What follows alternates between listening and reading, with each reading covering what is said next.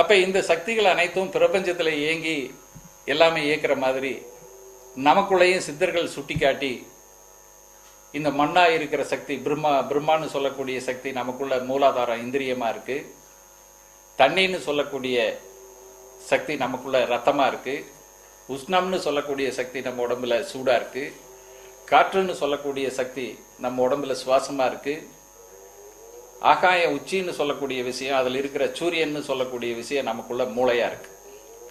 இந்த இடத்துல தான் எல்லோரும் தடுமாறுறோம். எப்படி தடுமாறுறோம்னு கேட்டீங்கன்னா, புத்தி இருக்குதா அறிவு இருக்குதான்னு கேட்குறீங்க. நானும் அதே கொஸ்டின் இன்றைக்கு வரைக்கும் ரிசர்ச் பண்ண ஆராய்ச்சியாளர்கள் மூளையை பற்றி தான் ஆராய்ச்சி பண்ணியிருக்கிறாங்க. அதுக்கு மேலே இன்னொரு கான்செப்ட் இருக்குது, அதை பற்றி யாரும் இன்னும் ஆராய்ச்சி பண்ணலை. நான் கேட்குறேன், முடிஞ்சா யாராவது முயற்சி பண்ணுங்க. அறிவு இருக்கா அறிவு இருக்கான்னு கேட்குறீங்க. இந்த அறிவு பிறந்த குழந்தையினோட பிரெயின்ல என்னவா இருந்துச்சு? ஒன்னே இல்லாம இருந்துச்சு. அப்ப அது வளர்ந்து தன்னோட செயல்களினோட நிகழ்வுகளை, அதனோட விளைவுகளை, அனுபவங்களை பதிவு பண்ணி வைக்கிற சீடி தான் மூளையா ஒழிய மூளைக்கு அறிவு இருக்குதான்னு என்னுடைய கேள்வி. அப்ப இந்த மூளைய நம்ம நிகழ்வுகளை பதிவு பண்ணி வைக்கிற சீடியா எடுத்துட்டா, இந்த மனம்ங்கிற புத்திங்கிற செயல்ங்கிற ஒண்ணு எங்க இருந்து நமக்குள்ள தாட்டு, அந்த தாட்டு கிரியேட் ஆகுதுங்கிறது இன்றைக்கு வரைக்கும் யாரால கன்ஃபார்மே சொல்லப்படல. எது சொல்லப்படல? நமக்குள்ள ஆன்மாங்கிற ஒன்று எங்க இருக்கு தெரியாது.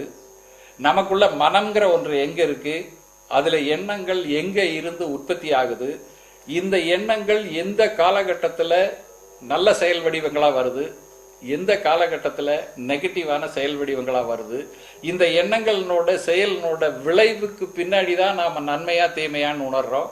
அப்ப நல்ல தாட்டை நமக்குள்ள ஏற்படுத்தின காலகட்டம் எது, நமக்குள்ள நெகட்டிவான தாட்டை ஏற்படுத்தின காலகட்டம் எது? சுருக்கமா சொல்ல போனா, ஒரு செயலை நிகழ்த்து அதனோட செயல்பாட்டை அனுபவிச்சு நாம வெற்றி பெற்றோம்னா சந்தோஷப்படுறோம். அதே இன்னொரு பக்கம் ஒரு செயலை எண்ணம் உருவாகி அந்த செயலுக்கு வடிவத்துக்கு போகும்போது தோத்து போட்டோம்னா தோல்வி விட்டோம்னு சொல்றோம். அப்ப நீங்க சொல்ற அறிவை நினைச்சா, ஜெயிச்ச போது உங்க அறிவு தான், தோத்த போது உங்க அறிவு தான். அப்ப ஏன் ஜெயிச்சீங்க, இப்ப ஏன் தோத்தீங்கன்னு கேட்டா உங்களால காரணம் சொல்ல முடியுமா? இந்த இடத்துல நீங்க கொஞ்சம் சற்று ஆழமா யோசிக்கணும். அப்பதான் நான் சொல்ற, அறிவுக்கு அறிவு இருக்குதா, புத்திக்கு அறிவு இருக்குதா, மனத்துக்கு அறிவு இருக்குதான்னு கேட்குறீங்க. இதை கேட்டு பாருங்க, யாருனால எந்த ஒரு விளக்கம் உங்களால சொல்ல முடியும்? அப்ப மனம்னு ஒண்ணு எங்க இருக்கு, புத்தின்னு ஒண்ணு எங்க இருக்கு, அறிவுன்னு ஒண்ணு எங்க இருக்கு? இன்றைக்கு வரைக்கும் தீர்மானமா யாரும் இதுக்கு விடை கண்டதா இல்ல மக்கள் வாழ்வியலுக்கு கொடுத்ததா தெரியல. அப்படி யாராவது உணர்ந்திருந்தால் மக்கள் வாழ்வியலுக்கும் அதை பயன்படுத்த உதவுமாறு கேட்டுக்கொள்கிறேன். அப்ப இந்த நிகழ்வுகளை பொறுத்த வரைக்கும் இத்தனைக்கும் மூல காரணமா இருக்கக்கூடிய பஞ்சபூத இயக்கம்னு சொல்லக்கூடியத நம்ம வாழ்வியல்ல எப்படி எப்படி பயன்படுத்திக்கலாம்னு சொல்லக்கூடிய ஒரு சப்ஜெக்ட் ஆன்மீகம். எப்படி இதை நம்ம உருவாக்கலாம்ங்கிறது விஞ்ஞானம். மூன்றாவது விஷயம், ஒரு தாயினோட கருவுல குழந்தை பிறந்துட்டா இதுதான் தலையெழுத்துன்னு அந்த பிறந்த அன்னைக்கு தேதி நேரத்தை வச்சு ஜாதகத்தை எழுதி கொடுக்குறீங்களே. ஒரு தாய் கருவுற்று 10 மாசத்துல குழந்தை பெக்கிறது இயற்கை. பிறந்த அன்னைக்கு எத்தனையோ லட்சம் மைலுக்காக்கிட்டு இருக்கிற கிரகங்களை இதான் உன்னோட தலையெடுத்துட்டு முத்திரை குத்தி கொடுக்குறீங்களே, இது எந்த விதத்துல சாத்தியம்? மூன்றாவது விஷயம், அறிவியலால் சாதிக்க முடிந்தது என்ன, சாதிக்க முடியாதது என்ன? அறிவியலை பொறுத்த வரைக்கும் இந்த உயிர் மூச்சு ஆட வரைக்கும் தான் அறிவியல் ஆடும். இந்த உயிர் மூச்சு நின்று போனா இதை ஆடி வைக்கிற சக்தி அறிவியலுக்கு இல்லை இன்றைக்கு வரைக்கும். அப்ப அதுக்கு மேல எந்த துறையானாலும் நம்ம அறிவுக்கு உட்பட்ட திறமைகளை வெளிப்படுத்துவதில் நம்ம முனைப்பா இருக்கிறோம். எந்த அறிவில, எந்த எண்ணத்துல, எந்த செயல்ல ஒரு தடை ஏற்பட்டாலும் விதிப்படி நடக்கட்டுன்னு சொல்றீங்க, அல்லது ஆண்டவன் வெட்டி வேலைன்னு சொல்றீங்க. அப்போ மட்டும் இந்த விதியும் ஆண்டவனும் எங்கிருந்து உங்ககிட்ட வந்தா? அப்ப நீங்க எந்த செயல்லையும் தோல்வி உறாம போயிட்டு இருக்கும் போது அப்ப ஆண்டவனும் விதியும் தேவையில்லைன்னு நினைக்கிறீங்க. ஒரு சோதனையான காலகட்டம், தடையான காலகட்டம், நம்மளால இயலாமையான காலகட்டம் உருவாகும் போது ஆண்டவனை கூப்பிடுறீங்க. நான் என்ன சொல்ல வர்றேன்னு கேட்டீங்கன்னா, இத்தனையும் விட்டுட்டு முதல்லயே அந்த ஆண்டவன் யாருன்னு அவனை பிடிச்சிட்டீங்கன்னு சொல்லி சொன்னா வாழ்க்கையில எப்படி வெற்றி பெறலாம் என்பதுதான் இந்த பஞ்சபூத இயக்கத்தில் மனித வாழ்வியல்ங்கிற ஒரு கான்செப்டைவே உங்களுக்கு கொடுக்கறதுக்கு நான் விரும்புறேன். பஞ்சபூத இயக்கத்துல கடவுள் யாருங்கிறத இன்னும் முழுமையா உங்களுக்கு நான் சொல்லிக் கொடுக்க விரும்புறேன். நிலம் தான் படைக்குது பிரம்மானா, தண்ணி தான் காக்குது விஷ்ணுன்னா, தீ தான் அழிக்குது ருத்ரன்னா, காற்று தான் மறைக்குது மகேசன்னா, ஆகாயம் அருளது சதாசிவம்னா, இந்த உயிரெழுத்துக்கள் அஞ்சு பார்த்தோம், AEIOU. அதே மாதிரி இந்த நமசிவாயாங்கிற ஒரு எழுத்துக்கோ சிவாய நமாங்கிற ஒரு எழுத்துக்கோ ஒரு சின்ன விளக்கம் உங்களுக்கு கொடுக்கலான்னு நினைக்கிறேன்.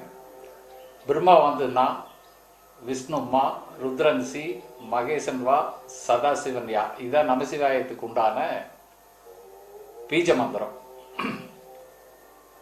இந்த உயிரெழுத்துக்களும் நமசிவாயாவும் எப்படி உருவாச்சுன்னு இப்ப நீங்க அறிஞ்சிட்டீங்க.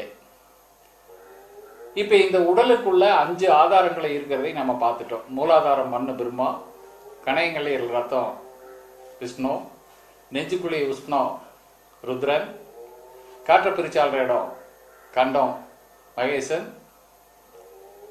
ஆகாயம் உச்சி, அதுக்குள்ள இருக்கிற மூளை நம்மளை செயல்படுத்துற இடம் சதாசிவம். இந்த 5 பேருக்கும் பெரியவங்க சொல்லியிருப்பாங்க, நல்லது கெட்டதுக்கு 4 பேர் வேணும். இந்த 4 பேர் யாருன்னா, சிவனுக்கு வர கொடுக்கவும் மட்டும்தான் தெரியும், எடுக்க தெரியாதுன்னு படிச்சிருக்கிறோம். அதே மாதிரி சூரியனுக்கு சக்தி கொடுக்கவும் மட்டும்தான் தெரியும், திருப்பே எடுக்க தெரியாது. அப்ப இந்த சக்தி வாங்கி நல்லது கெட்டது செய்யக்கூடியது மண்ணும் தண்ணியும் தீயும் காற்று. இவங்க எப்படி நல்லது கெட்டது செய்வாங்கன்னு பாருங்க. மண்ணு கூட தண்ணி சேர்ந்தா செழிக்கும். மண்ணினோட பீஜ எழுத்துனா தண்ணியினோட பீஜ எழுத்துமா நாமானாச்சு. தீ கூட காற்று அடிச்சா செழிக்கும். அப்ப தீயினோட எழுத்து பீஜ எழுத்து சி, காற்றினோட பீஜ எழுத்து வா. அப்ப சிவான் ஆயிடுச்சு. அப்ப மண்ணும் தண்ணியும் சேர்ந்தா செழிக்கும் நாமா, தீயும் காற்றும் சேர்ந்தா செழிக்கும் சிவா. அப்ப இவ 2 பேர் சேர்ந்தா நல்லது, அவ 2 பேர் சேர்ந்தா நல்லது. அப்ப நல்லது கெட்டதுக்கு 4 பேர்னா ஒன்றை மாத்தி சேர்த்துனீங்கன்னா ஒன்றை அழிச்சுக்கும்.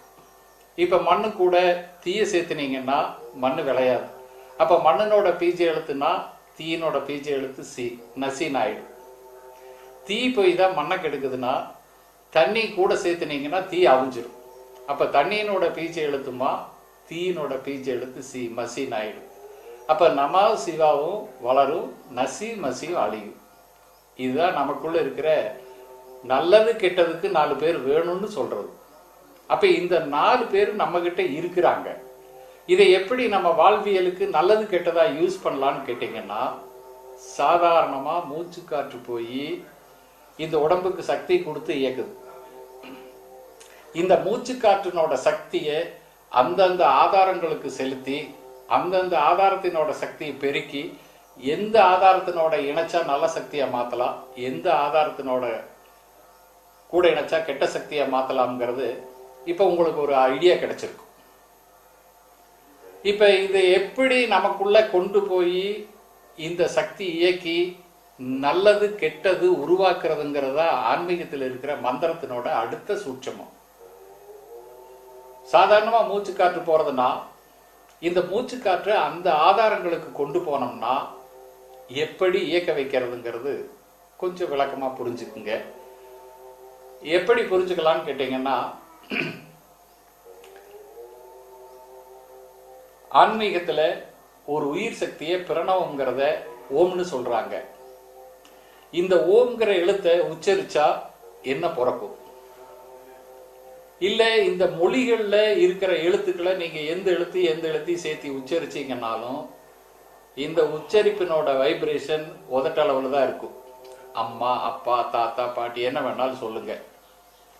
இதைத்தான் அந்த காலத்திலேயே நம்ம முன்னோர்கள் கண்ணதாசன் அவர் பாடியிருக்காங்க. வீடு வரை உறவு, வீதி வரை மனைவி, காடு வரை வெள்ளை, கடைசி வரை யாரோன்னு சொல்லியிருக்காங்க. அப்ப கடைசி வரைக்கும் போறதுக்கு யாரோ ஒருத்தர் இருக்கிறாங்கிற அர்த்தம்.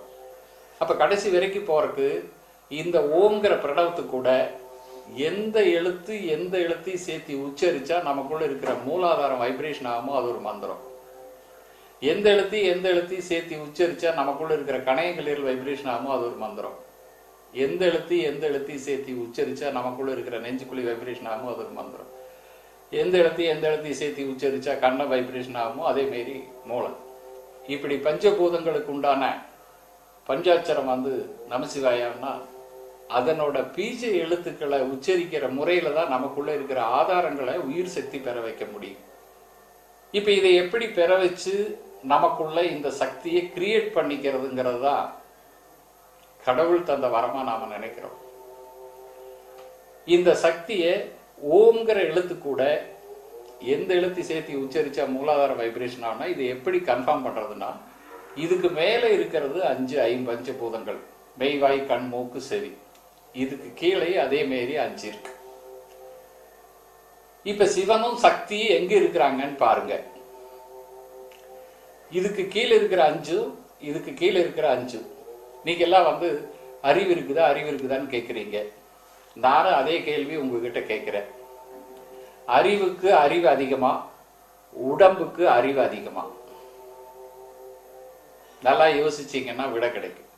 இப்போ ஒரு தாய் கருவுற்று 10 மாசத்துல ஒரு குழந்தை பெக்கிறது இயற்கை.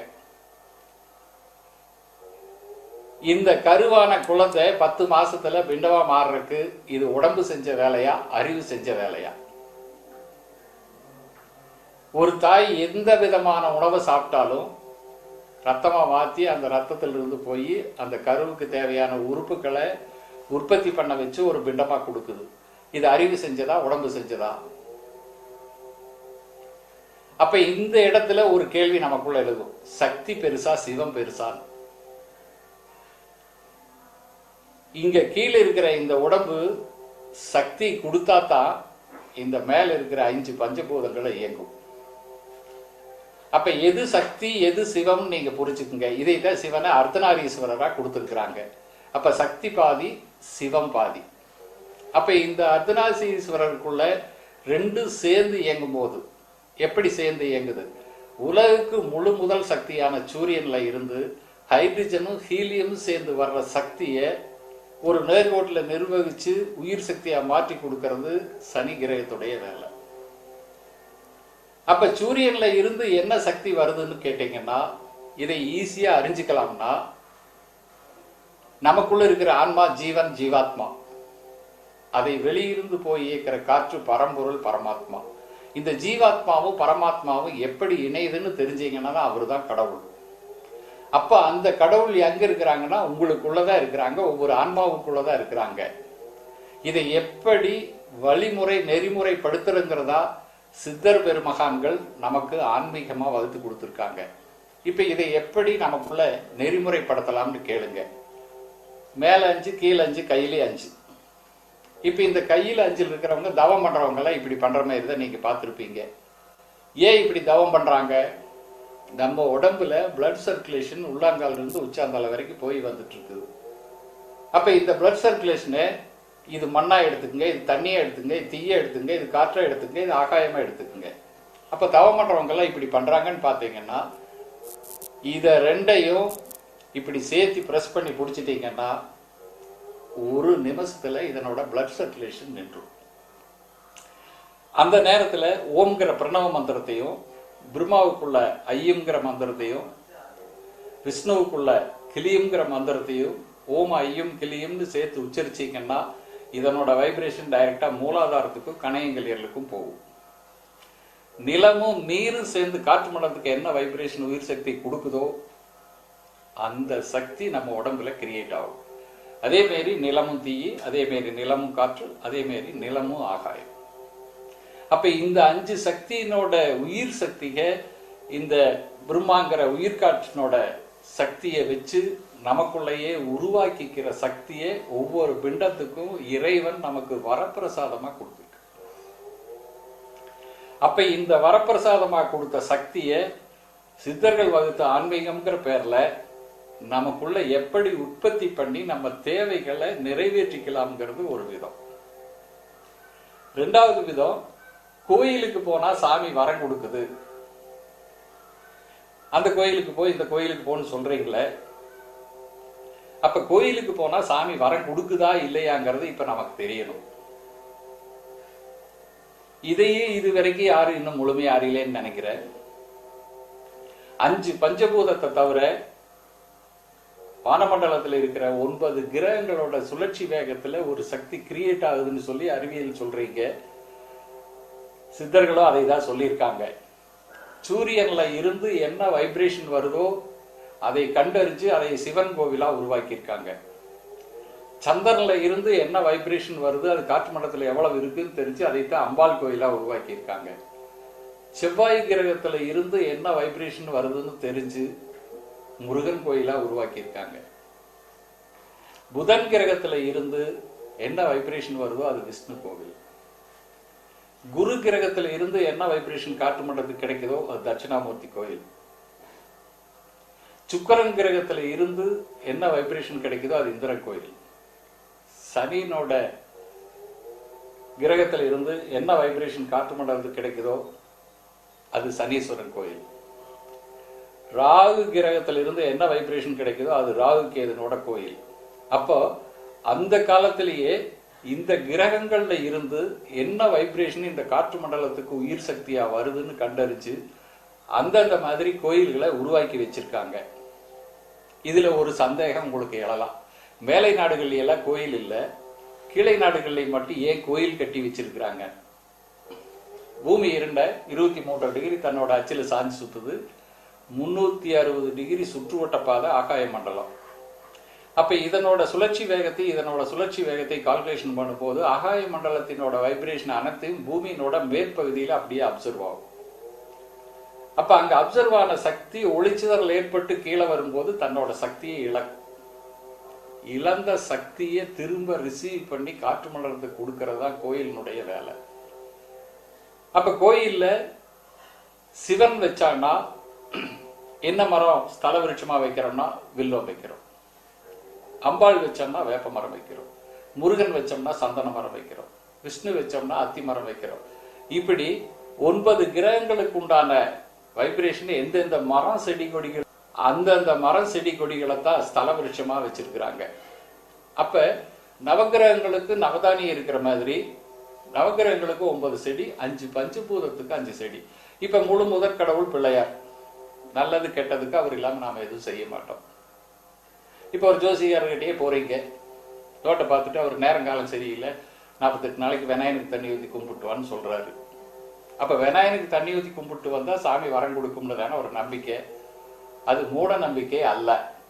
அறிவியல் பூர்வமா அது என்னன்னு கேட்டீங்கன்னா, இருக்கிற மரம் செடி கொடிகள்லயே தன்னை சுற்றி இருக்கிற காற்று மண்டலத்துல 1200 பவுண்டு கார்பன் டை ஆக்சைடு எடுத்துட்டு 2400 பவுண்டு ஆக்சிஜனை கொடுக்கக்கூடிய ஒரே மரம் அரச மரம். அப்ப நம்ம உயிர் மூச்சு என்னன்னு கண்டறிஞ்சிருக்கிறாங்க? ஆக்சிஜன் கண்டறிஞ்சிருக்கிறாங்க. அப்ப விநாயகனுக்கு தண்ணி ஊத்திட்டு வர போன என்ன ஆகும்? அங்க ஆக்சிஜன் நிறைந்த காற்று இருக்கும். அதை நம்ம சுவாசிச்சோம்னா ஆக்சிஜன் நிறைந்த உயிர் மூச்சு உள்ள போனா ரத்த சுத்தமாகும். ரத்த சுத்தமானா உடல் உறுப்புகள் வேலை செய்யும். உடல் உறுப்புகள் வேலை செஞ்சா மனசு ரிலாக்ஸ் ஆகும். இப்படிதான் நமக்கு ஆன்மீகத்தை அறிமுகப்படுத்தி இருக்கிறாங்களே ஒழிய மாற்று கருத்து இல்லை. அதே மாரி விஷ்ணுவுக்கு அத்தி மரம்னா தண்ணிக்கு அத்தி மரம், தீக்கு அசோக மரம்னா காற்றுக்கு ஆலமரம், அகாயத்துக்கு வில்லு மரம். இதுதான் பஞ்சபூதங்களுக்கு உண்டான மரங்கள்.